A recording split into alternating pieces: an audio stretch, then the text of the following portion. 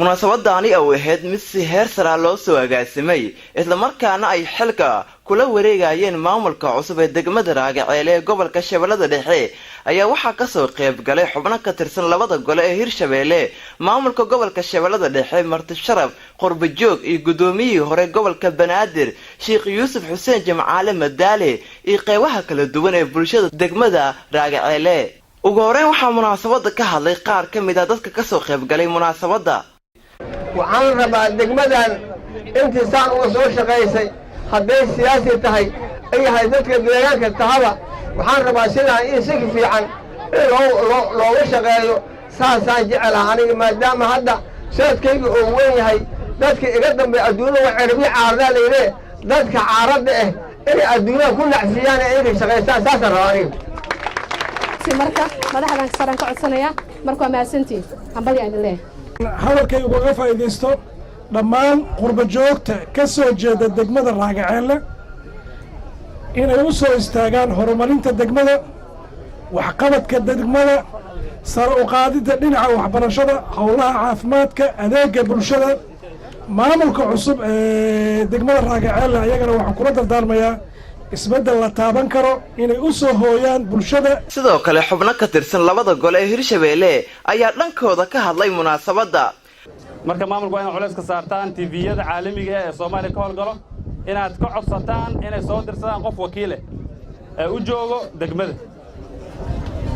waxaan rabaa inaan sidoo kale la dardaarmo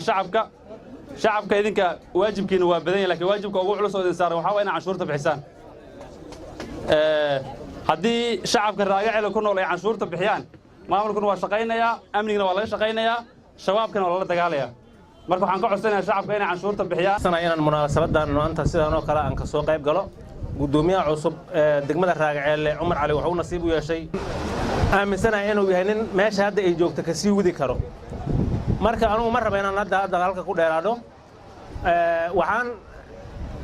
rabaa inaan u baaqo shacabka degan degmada Raagaceele war heer Raagaceelow maamulkiina cusub garab siiya Umar waxaan aaminsanahay inuu baasha geer geli doono haddii aad garabka istaagtaan gudoomiyaha cusub ee degmada Raagaceele Umar Cali Nuur ayaa codsaday in la shaqeeyo anigoo ku hadlaaya magaca cusub ee degmada Raagaceele waxaan ballan qaadaynaa inaan ka shaqeyn doono howlihii noola imaday sida waxbarashada caafimaadka amniga haba uga horeeyo waxbarashada caafimaadka iyo amniga isboortiga iyo wixii kale oo lamida inaan xoogga saari doono oo aan waajibaadkii noola magacaabay aan guda doono haddii Ilaahay yiraahdo ugu dambeyntii gudoomiyihii hore gobolka Banaadir Sheekh Yuusuf Xuseen Jimcaale Madaale iyo gudoomiyaha gobolka Shabeellada Dhexe Axmed Meere Makaraan ayaa ku dardaarmay in la shaqeeyo maamulka cusub ee degmada Raagaceele waxaan maqli jiray shirib yar oo cid walba ay taqaano oo la dhihi jiray Raagaceele rurugnaaye ma rabtaa rooti iyo caano mase rooti shaahid ma aqaane waxaan maantana soo cuna rooti caano lagu dubala leeyahay oo caano geeraa lagu sameeyay la soo ark hadday rabaan inta la magacaabo inay kooran inta xirtaan ay xamar iska fadhiistaan xamar degmooyinka ee gobolada aan leenahay oo dhan ay la degto runtaa daarabtiin waxay goboladayna u dhismi laayihiin wadooyinka u dhismi laayihiin horumar loo gaari laayahay dadka kulli xamar ay tala saartay xamar ayna wada joogaan xamarna wax ka qabasho maayaan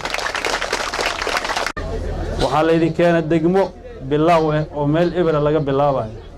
oo wax kasto ay bulsho u baahan tahay kow laga bilaabayo ayaa laydin keenay haddii aad